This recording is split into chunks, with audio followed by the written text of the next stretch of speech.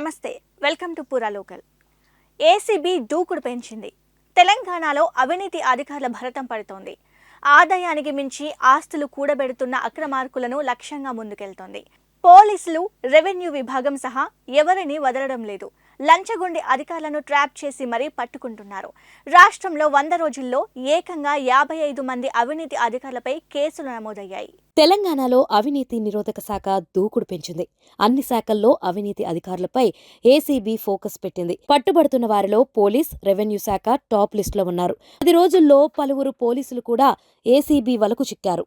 Meerpet SI, Madhapur SI, station writer ACB వలలో పట్టుబడ్డారు. లంచం తీసుకుంటున్న అధికారులు ఆస్తులను కూడా ఏసీబీ పరిశీలిస్తుంది. ఆదాయానికి మించిన ఆస్తులు కేసుల్లోనూ లోతుగా దర్యాప్తు సాగుతుంది. హెచ్ఎండిఏ శివబాలకృష్ణ, గిరిజన సంక్షేమ శాఖ అధికారి జగజ్యోతి, ములుగు ప్రభుత్వ అధికారి తసిల్మా, తహసీల్దార్ రజని పట్టుబడ్డారు.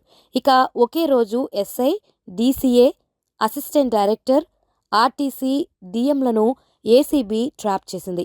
వీటితో పాటు గొర్రెల పంపిణీ మోసాలు, హెచ్ఎండిఏ టౌన్ ప్లానింగ్ అధికారులు అవినీతులపై దర్యాప్తు చేపట్టింది ఏసీబీ.